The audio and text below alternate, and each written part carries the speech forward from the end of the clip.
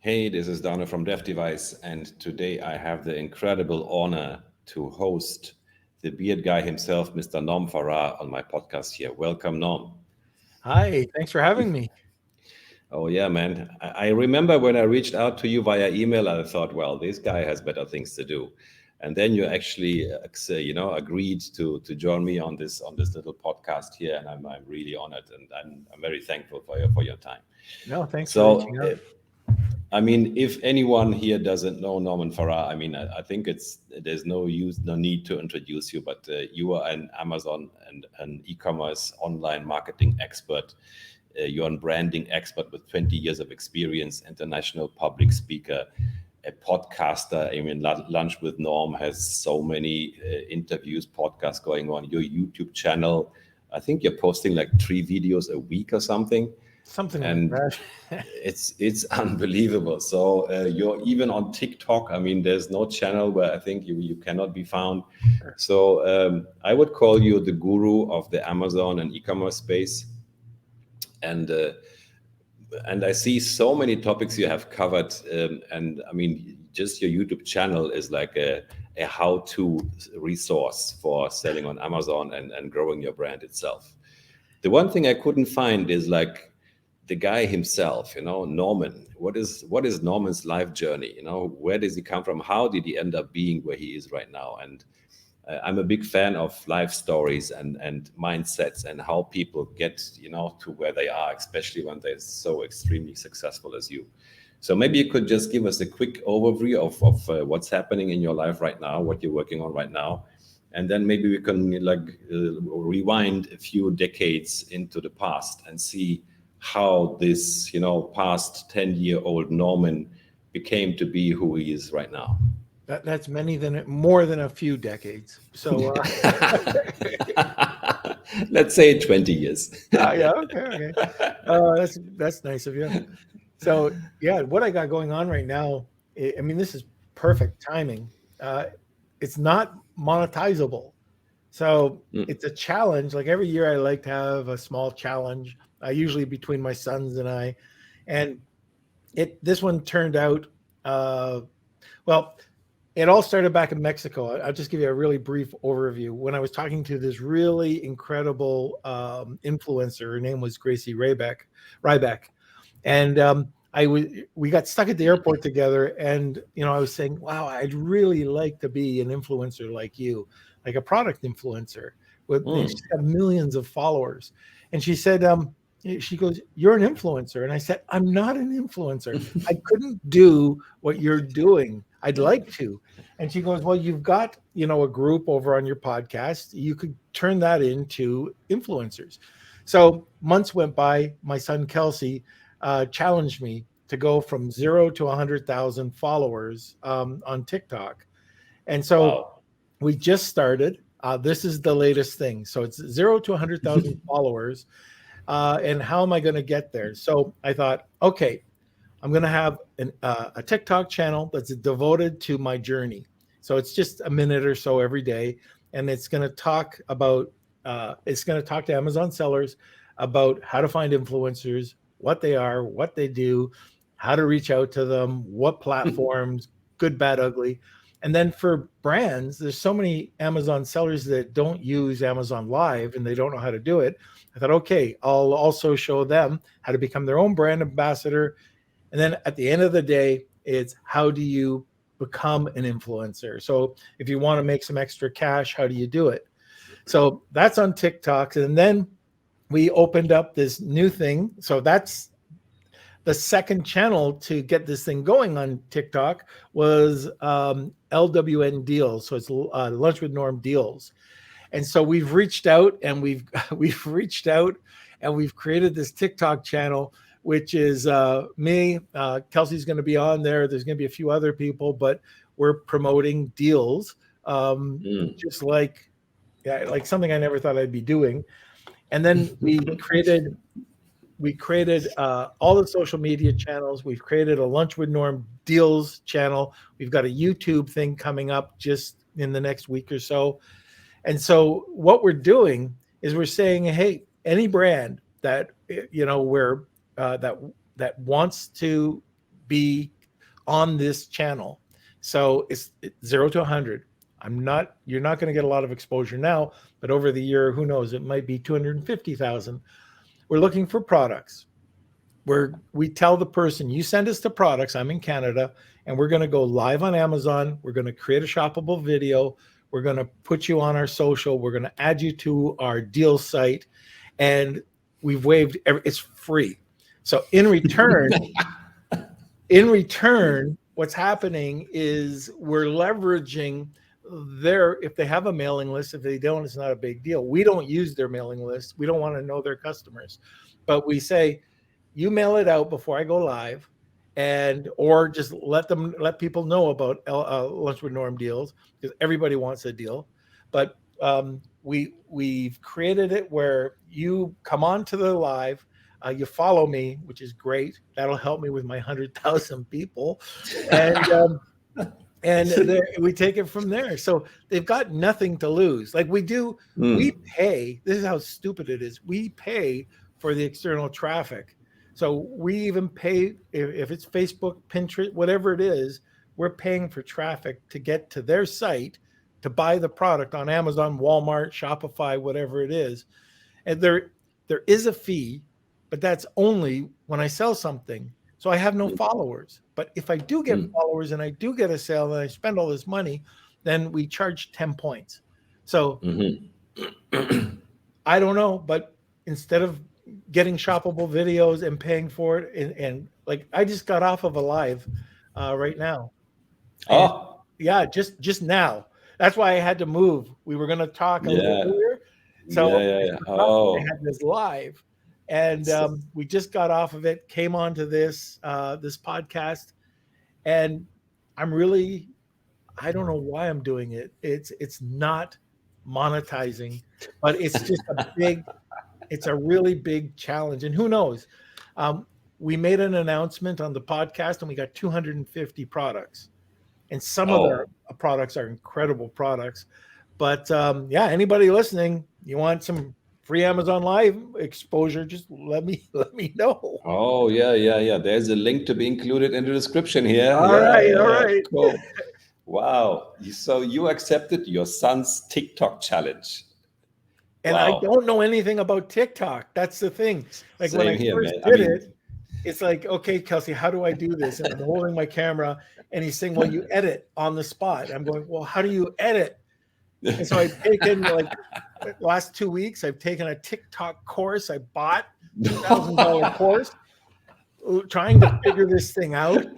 $1,000 course for TikTok. $2,000 course. Two. Yeah. And I've contacted TikTok. And I've talked to two people over there saying, okay, how do I do this thing? I couldn't believe Norm would buy a $2,000 TikTok course. I mean, you are the guy who creates all the courses until today, but now you're buying a TikTok course. Yeah, I mean, I will open a TikTok account just to add one more follower to your channel. Oh, I will do that. Oh, good. So Norm Farrar, and then LWN Deals. And I think the deals site, get this, the deals have 16 followers. So right now I have 99,984 to go. So yeah. Oh, so you still have 99,000 followers to go. Okay, so that's a steep journey, but who knows?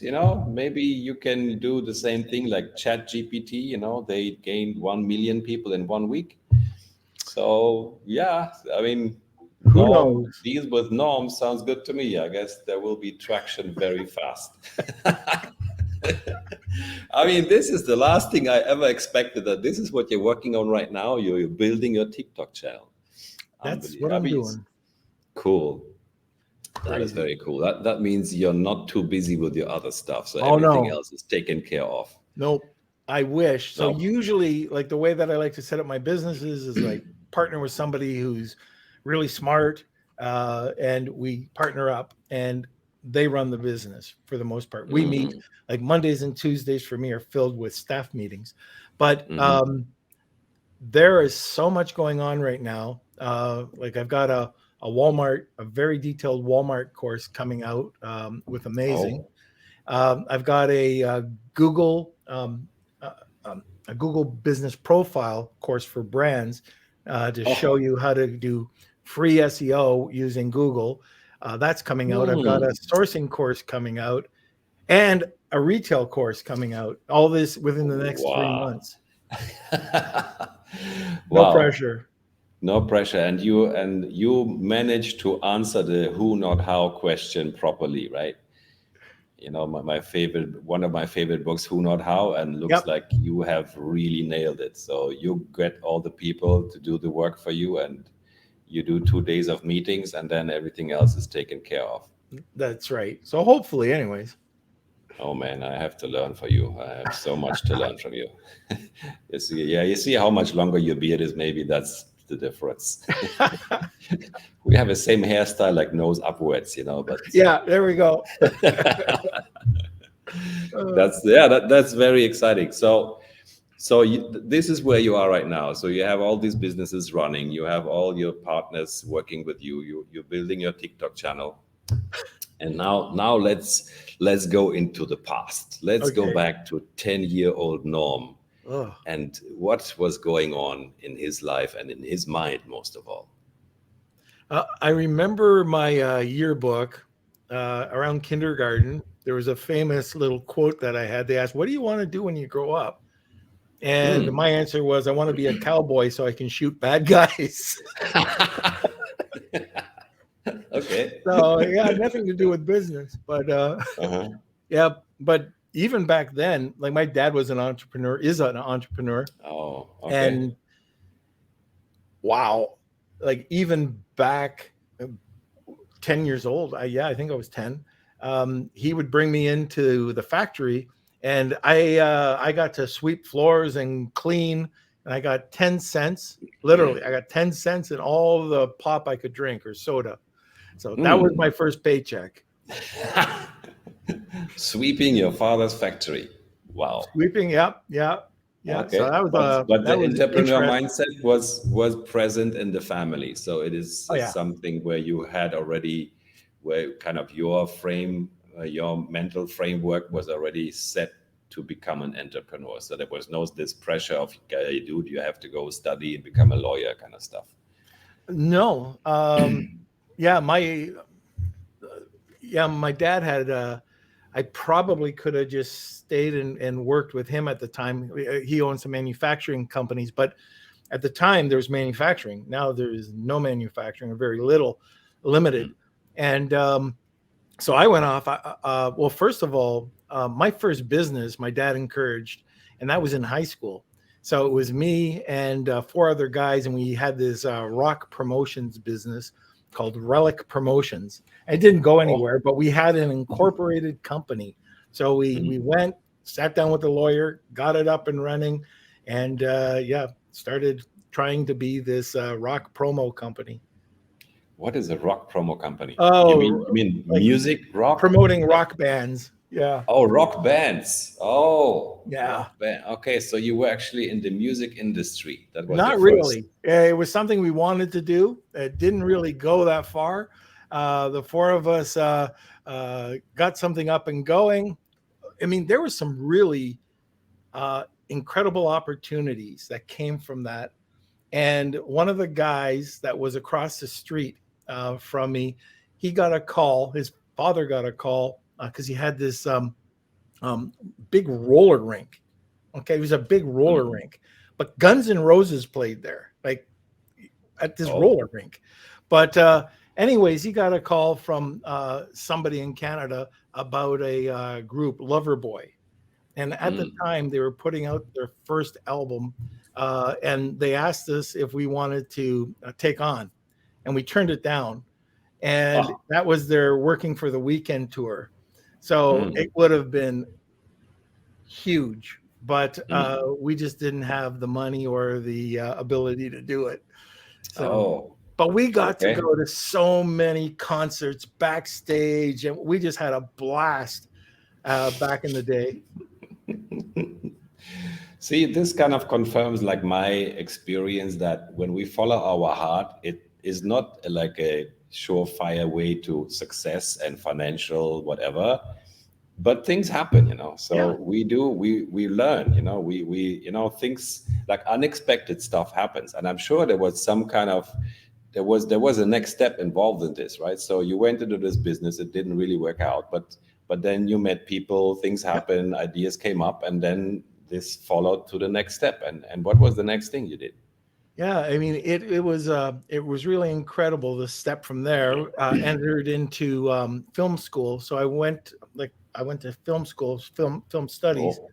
and started a business with one of the guys in there, doing video production. And we didn't know exactly what type of video production we would be doing. We got a bunch of weddings, but all of a sudden the government heard about us, and it was called the Children's Aid Society. We were doing some pretty big films back in the day. They weren't huge, but they were documentary films. So Mm. that's how we paid most of our college tuition. So we did that, and then Wow. I ended up going over and working for, at the time, it was a film company that was transferring everything over to those big laser discs, and we had the Mm. contract for General Oh. Motors. Oh my God, you And were around at the time when there were laser discs. laser disc, 12-inch laser discs. Oh yeah, that's been a while, man. Yeah, and Yeah. so General Motors was using it in all their dealerships, and I'd be tuning them up, but I got a ton of experience. I got to go out on all these film shoots with these great directors. I think like General Motors at the time was doing 23 training videos and or films. They were shot on 16 millimeter, then transferred over, and I got to be. I wasn't well, the guy who owned the studio actually allowed me to go out and be the cameraman on the shoot, but I was usually the second, or just doing all the production work. But that was one thing I learned too, because my old Czechoslovakian, very strict professor told me, like, we got along really great, but he was really strict. I told him I had a summer job and I was working on this film crew, and he said, "You're not going to make anything, but every morning buy everybody a cup of coffee." I Oh. did that every morning. I came in with a cup of coffee for like 5 people. It wasn't much, but I didn't like it. You weren't making any money. It was very little. Like at the time, it was just over minimum wage. And but at the end of the shoot, the guy asked me if I wanted to work with him full time. So there was my full Mm. time job, and it started to pay well. So I got Mm. to do and go all over. I've done stuff with Uniroyal. I mean, it was good. It was a lot of fun. Wow. So But the then, coffee buying strategy really worked out well. yeah, coffee. And you know what? It works today. Like if you just come into the office, even make the bloody coffee. So Mm. people remember that. There you go. There is one piece of advice for everyone. Just make Make everyone a coffee. coffee. It can go a long way. uh, Amazing. So you ended up working with this guy doing what? You were a cameraman then or what? I was doing like I would be second on the camera, so I'd be pulling focus. Uh, I would be changing you'd have these change bags, right? It wasn't like a tape. It mhm, was 60 millimeter film. So I had to mm, load it and load it properly. I'd be dead if it wasn't. But these mm. guys, like they shot the Molson Indy, which was something that was being held in Toronto, race cars, and the guy would invite me over. And at the time, which was really something else, but he lived in the country beside John Candy. Like it was, Oh. and John Candy used to be Second City, and he was in a bunch of films, but he was just this hilarious guy. And these guys used to hang out together, and before his death, like he had a really short life, but he used to babysit for the guy's kids.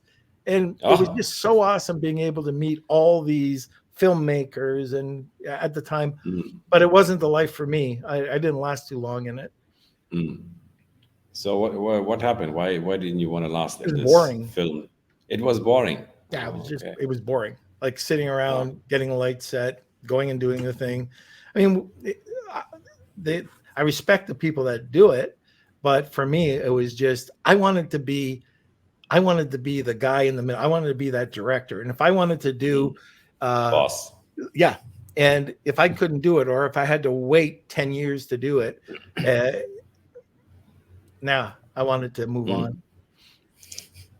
Amazing. You know, I see some similarities here because the first thing I did after school was study jazz to play saxophone. So there Ah, was this music thing going on, and after that, I ended up doing sound engineering for concerts and also at film sets.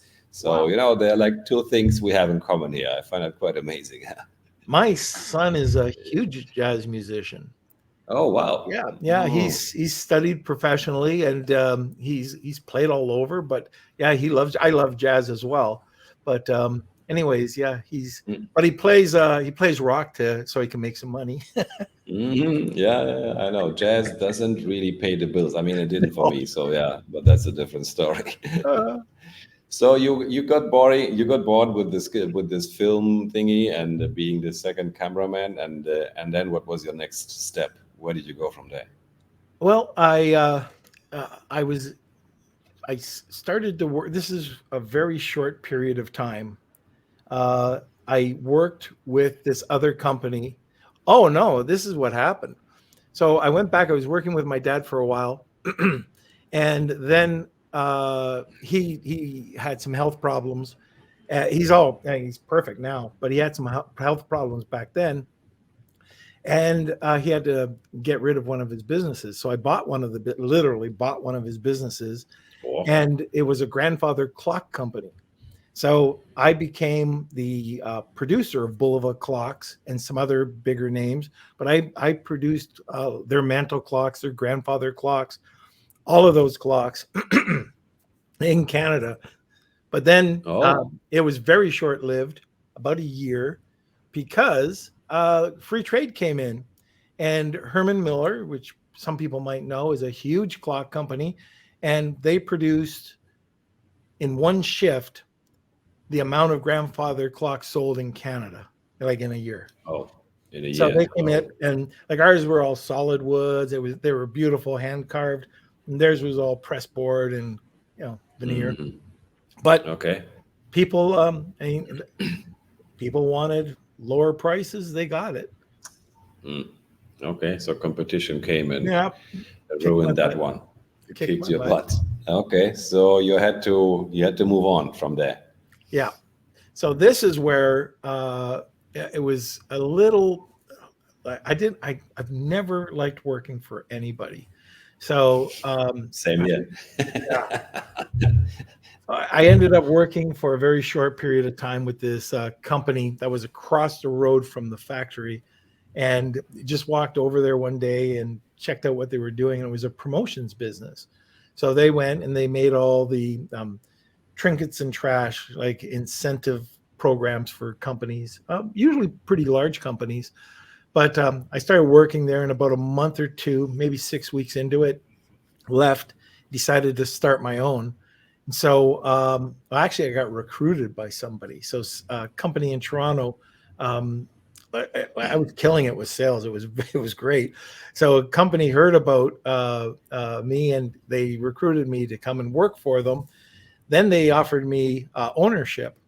So this is where it gets a little tricky. And man, at this was I was in my 20s, and I was I was making some great coin. Like I was making seven figures. Like I had seven figures when I was in my 20s. Wait, Yeah. what? And yeah. And then what ended up happening is this company that recruited me, and I signed on to their line, which was $450,000. All of a sudden, I overheard a conversation. We were three partners, and the guy forgot that I was in the car listening to his conversation on those big block telephones. And he was talking about how the line was overdrawn. And I'm sitting there going, what? I invested 25,000 into the company. That was my investment to become an owner. And anyways, it turns out they were $450,000 overdrawn. These two guys went out and protected themselves and got everything out of their names, bringing me on and not knowing Oh, there's two sets of books. So it was crazy. So at 20, I think it was 27, 28, all of a sudden, everything that I had, the repo cars came, like I went bankrupt. I had to declare bankruptcy. So wow. the repo agency came, took the one car, took the second car, sold the house, and I didn't get any of it. It all went, towards everything else. And so Wow. we moved, and it was a tough time. Like, yeah, you're like, I was really depressed. I sunk into a deep depression. And Oh, yeah. then the guy, there was supposed to be a fourth guy that was investing money, and I called him and I told him, don't do it. I just overheard a conversation. He couldn't believe it because these guys were all friends. I was kind of the outsider, and he saw what happened. And anyways, he approached me and he said, hey, you want to do something together? We started to form a company, and it skyrocketed. So and this is something that we learned. um, we had no money. I was broke. I couldn't use a credit card for 7 years. Nobody would give me money. He was an awesome guy. And we one of the things that we did is we made sure we delivered. So everything that we did, we delivered. If we have to stay up all night, we delivered. So we had just this motto: on time, every time, exactly like you ordered it. And the Hershey's, we did a job for Hershey's, and the brand manager that we did it for said, "Look, because we had no money." He said, "How about I give you $15,000 in advance?" And it was like, "Whoa, we can handle that." Yes. I got us to our second order, and we just started, like, we tried to figure out, like, in the incentive business, that at the time, during this time, it was back in the 80s, it was that the average incentive business, we did our research. There was two people that operated, usually husband and wife. There was usually 300,000 in sales, and there's 23% gross margin. And okay, well, not really turning my crank. What can we do to do this differently? So we created this thing about perceived value. Everything had to be here, not here. Like, let the Mm, trinkets and trash branding. sell here. It was all about branding. So we came up with this really a cool name. We branded it everywhere. The boxes, like, none of them came in the Chinese crappy boxes. They were white with a blue logo, the tape with a fragile sticker. Like, if it popped, don't open it, please return. In each box, we had an inspection certificate signed off by our whoever was packing it. They'd have it in there. So everything looked really cool. And what we found, even if we took like a Bic pen or a coffee mug, we would put it into its own package. So it wasn't loose. It wasn't dirty. If we had t-shirts, we would take t-shirts, and when we would polybag them, we would put our logo in the back hang ticket, like, just, yeah. And it'd have to be sewn in. We got that done by the manufacturers. We'd polybag. The polybag would even have our logo on it. Well, Mm, at the end of the day, I think within the first 6 months, we hit about 2.5 million bucks. And our gross margin at that time, and it was the two of us, and our gross margin at the time was 45%. So wow. we were charging way more than anybody else for the same Bic pen or for the same coffee mug, but the perception and the value was that they were going to get it on time. It was always going to be cleaned, and that's how we set it up. And that's what I do now. Everything is perceived value. Like, if you go to Mm, any of my accounts or brands that we're selling on Amazon, our brands and my clients' brands are always at the higher level, um, dealing with perceived value, more profit, rather than. And I can give you an example of it. Like, one of our customers came in with a $16 knife. He was selling on Amazon for 49, and it was in a plastic clamshell, like plastic Mm. board in the back. And I Mm. told him, and it was $49 at the time. I said, repackage this thing to a nice box, and put the knife in the foam so it's kind of unveiled, magnetic clasp, open it up, make it look really nice. So he put it out there, and we got it up to $124, and it's to this day What? it's 99 to $124. This is the same knife he was selling for 49. Then we asked the manufacturer, what can we do? Like, do you have something similar? And there was an exact same cost. There was another Damascus steel knife. The difference with this one, the one we had was layered Damascus steel, 67 Mm. layers of steel.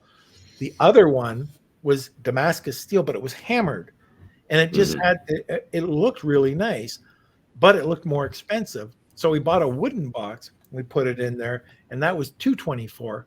It cost $16. Oh my God. So perceived value is everything, So that's Mhm. something from that point I kind of carried on all throughout, the whatever I've been doing. Wow, that's an amazing story. So you bring one product from $16 market like wholesale price, and you bring it from 50 to 100, Yep. and like triple the profit margin Yeah. And then the other just one, by getting the packaging right. yep. The other And one the other went ones up to $3 more. 200.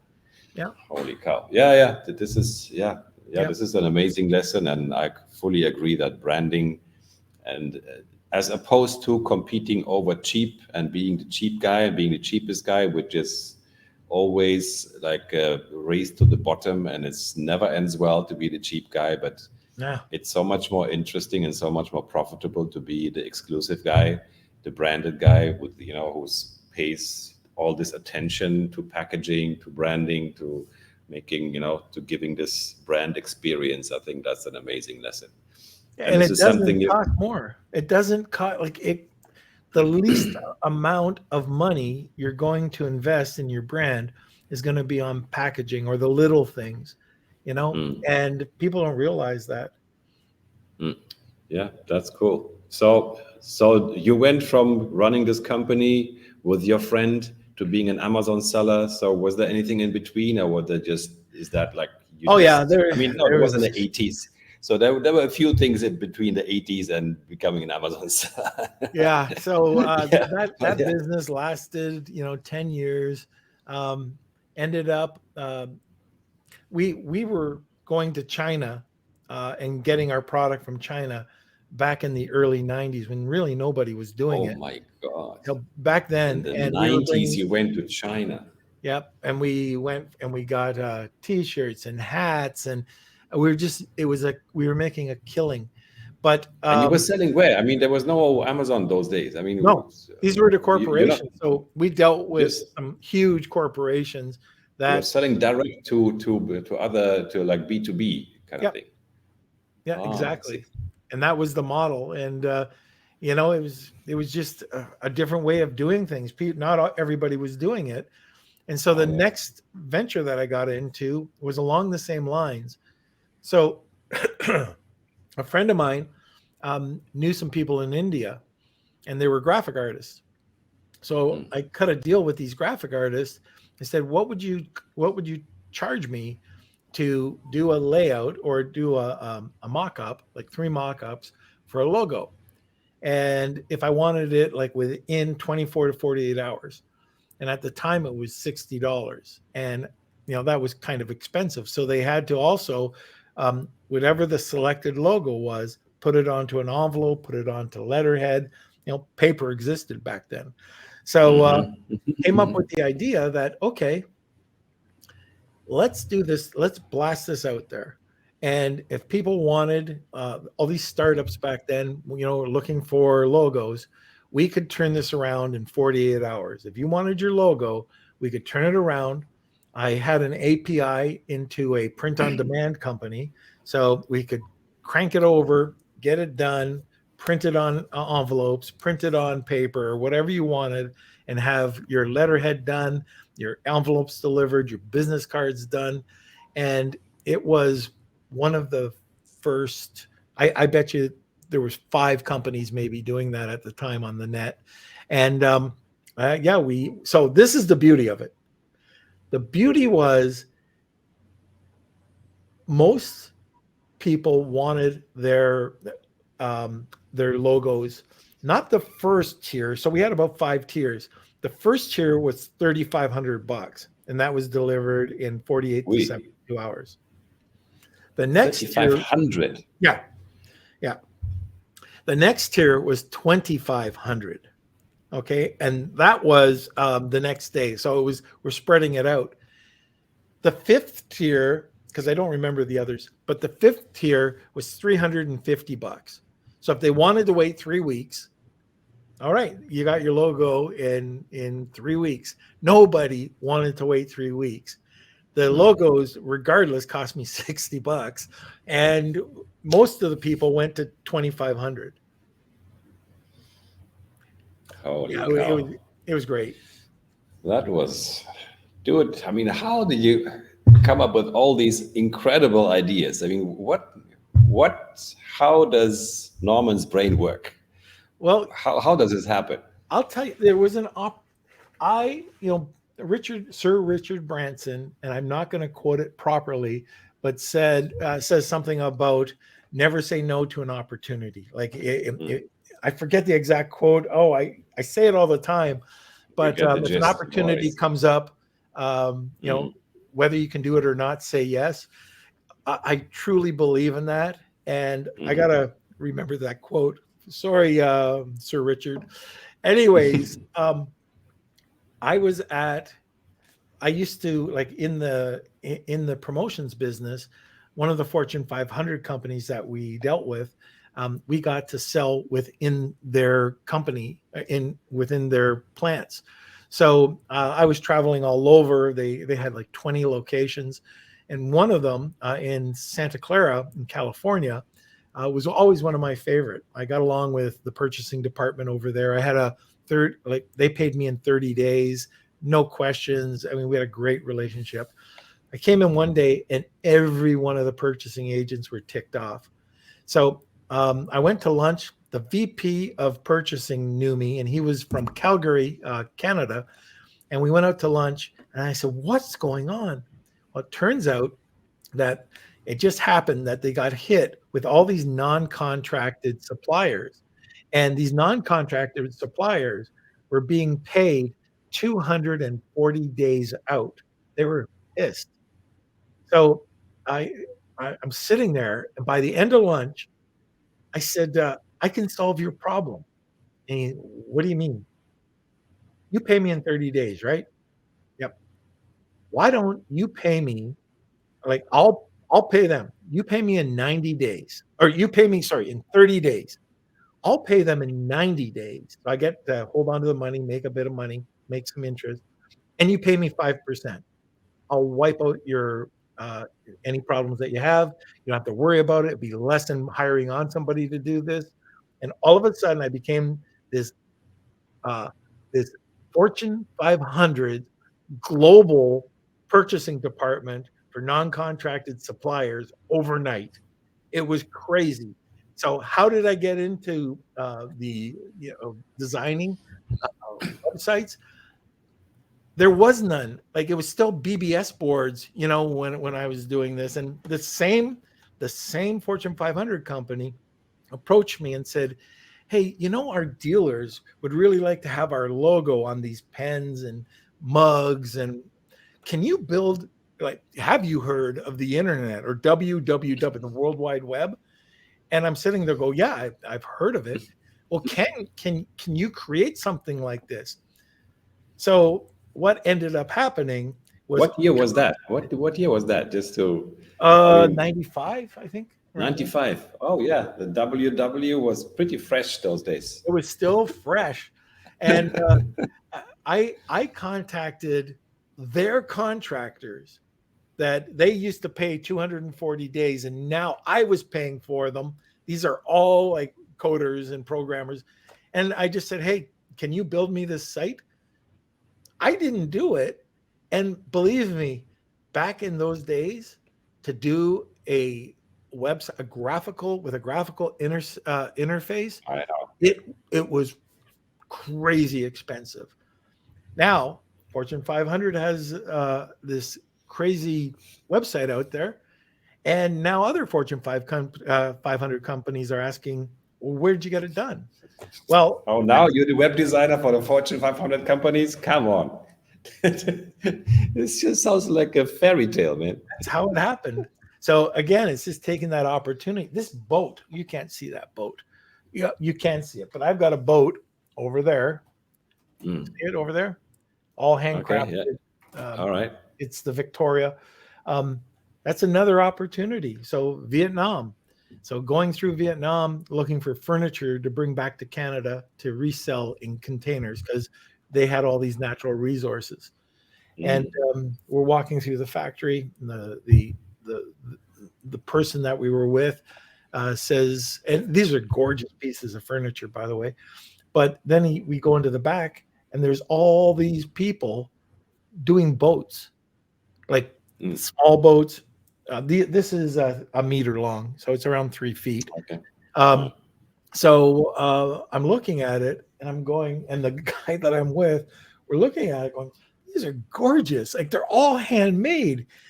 And so what ended up happening is we just said, like we looked at each other, we said, "When's the Miami Boat Show?" And it was like 6 weeks away or something like that.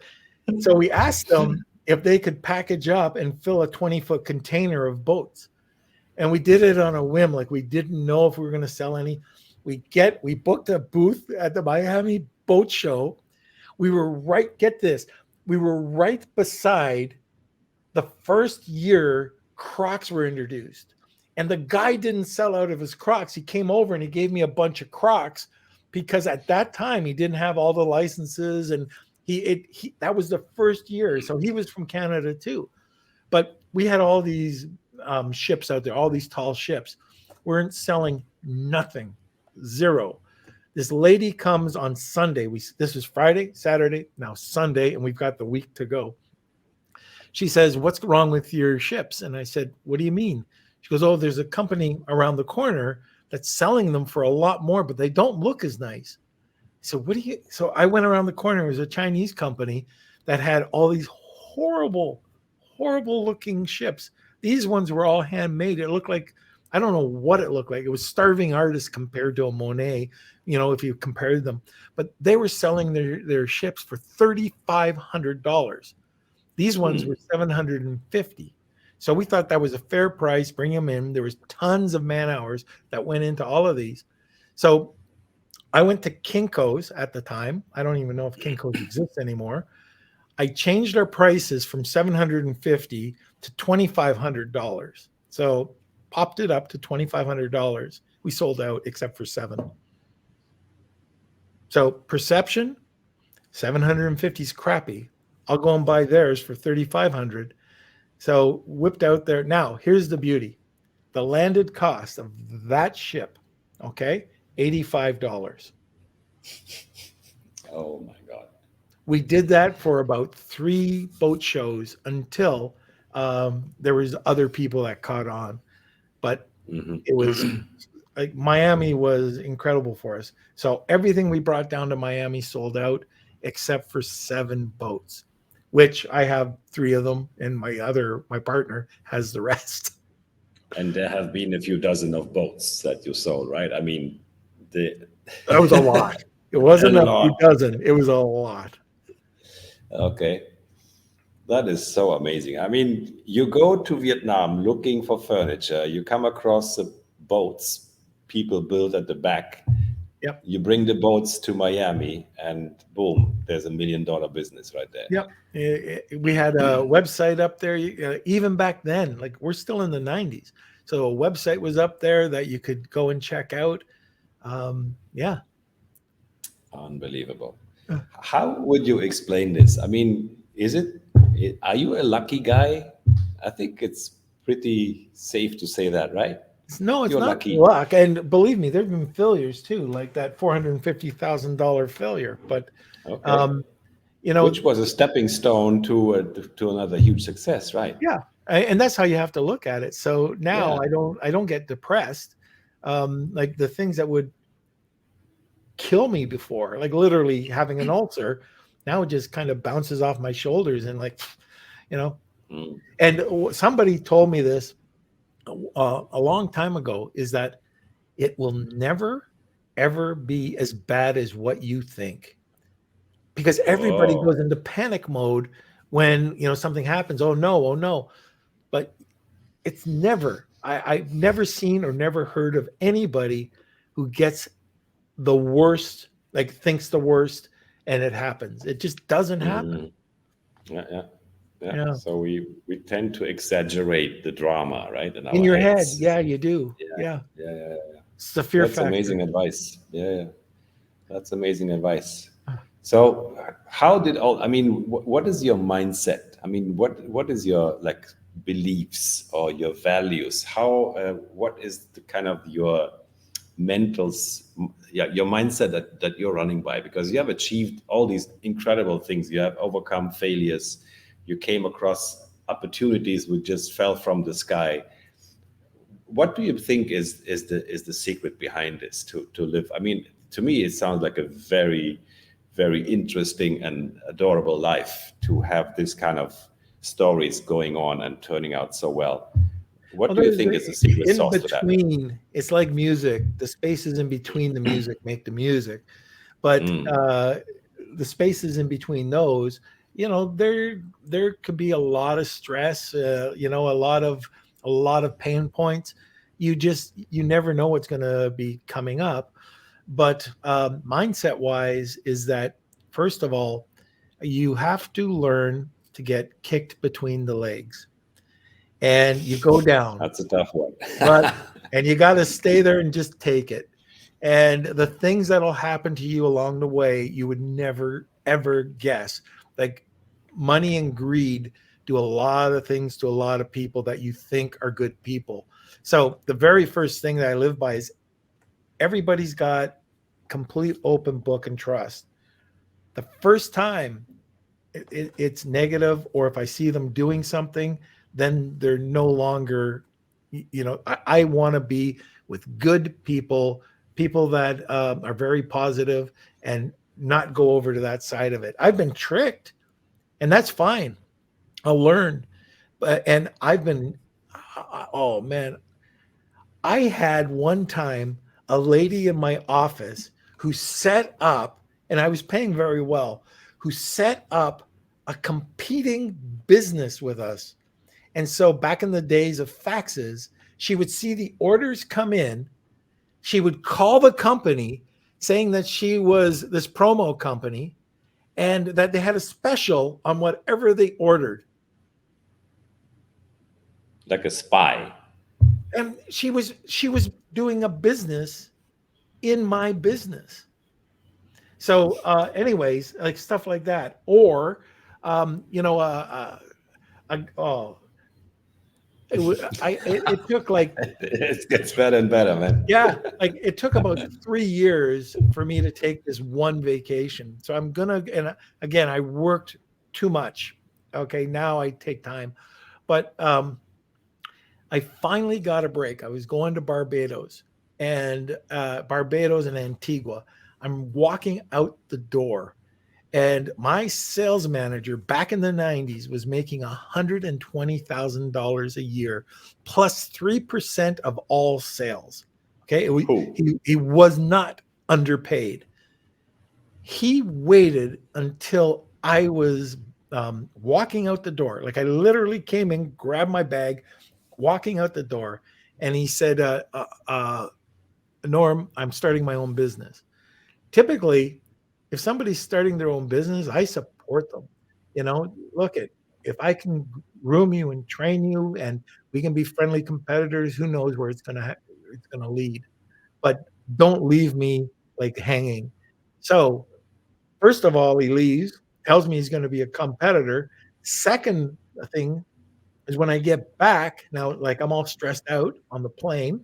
When I get back, I find out that this idiot was sending on our server. So we have an email server, and all the bounced emails that were coming back during that time were showing that he was contacting our whole customer base, telling them to Mm, come over to him. Now, sweet. Oh. here's the part. So that is on the Monday. Okay. On the Sunday, he drove an hour and a half to come up, tell me what a great boss I was. Gave me this crystal ice bucket with glasses. And I'm sitting here 2 weeks later going, what the hell? Then I find out that he charged it on my card. Like, I got a million of these things, but you know Oh, what? If wow. that's going to stop you from moving forward, then you might as well not be an entrepreneur, because these things Yeah. are going to happen. But it's Yeah. just, yeah, very positive, moving on, and I like opportunity, and I don't stop learning. Like I told you earlier, I take a course. Okay, I take that course. I'm trying to understand it, and then I'm going to implement it, and I do that with everything. You know that continuous learning is everything. Mm-mm-mm. That's amazing, man. So keep on learning is one. Yeah, Open your TikTok channel. I yeah, mean, you got to have it. even if you're 25 already, you can still open a TikTok channel Yeah, yeah. and take the kicks in the butt. You know, just keep going. I mean, think this. I mean, your story. Have you read this book called The Surrender Experiment? No. It does, it does remind me of your story a bit. This guy who went into the woods, and all he wanted to do was be alone. I mean, not that part really, but Yeah. how he built a $1 billion business out of this approach, like just I just want to sit and meditate in the woods. I mean, all these coincidences, like things that just happen. I mean, which we completely unpredictable. I mean, you could have never known, that you go to Vietnam and you discover a bunch of people building boats. I mean, so yeah, to me, the inspiring part is like, think how life unfolds in very unpredictable ways, and to be open to that, to accept and engage with these opportunities, number one, and then also take the hitbacks, and not don't cry too long when you get kicked. So I think the combination of these two things, I think this is how I would describe like your mindset kind of thing, and what makes your life so amazing. And one other thing that, a lot of I remember a buddy of mine now who worked with my dad at the factory. He was in his 20s, and he was stuck doing this. It was just, yeah, it was blue collar labor. Nothing wrong with that. But he had this talent. He wanted to be an artist, but he wouldn't and go to art school, graphic school. Anyways, he took the leap of faith. 3 years later, he graduated, and now he's got an incredible, like, huge branding company. He's a very well known international animator, and he would never have had that if he didn't take the leap of faith. So, especially right now, if you're stuck in a bad job, even if it's Amazon. So, if you're a private label seller on Amazon, there's so many other things you can do with it. So, you might want to turn around and maybe be a service provider. What are people looking for? You might want to be an influencer. Not if you're over 60. Just it's but there's all these things to do. You could do wholesale. Mm, You could do print on demand. Like Etsy is just crazy right now. mm, mm. But if it's not working for you, don't give up. There, Yeah, you can be in a different profession every year. nice, man. This is a really valuable advice, man. I think I hope a lot of people got to see this video and this podcast, because I think it's full of precious and really adorable and amusing things as well, and inspiring. Most of all, it's inspiring, man. It was such a pleasure to talk to you, Norm. Oh, it was my pleasure. Man, yeah, I could go on for another hour, but we're already at the 55 minutes mark here. As you know, people's attention span tends to be below 50 minutes. 7 seconds. Yeah. I think if we make 30 seconds, that's normally like an achievement. So not many people are going to see the end of this video, but for those who do, I would say congrats for watching, and yeah, I mean, and thanks to you most of all, Noam, for sharing all these inspiring stories and your life story. I feel honored to be a witness here, and to hear how all your things unfolded and in miraculous and inspiring ways. So yeah, I would say at this point, I will keep watching what is next to come after your TikTok experience. I will keep track of your following and send some congrats when you reach your 100,000. Until then, I hope we can stay in touch and see what else we can do together. Very good. It's been an honor man. to be on your podcast. Thank you, man. Thank you very much. Yeah.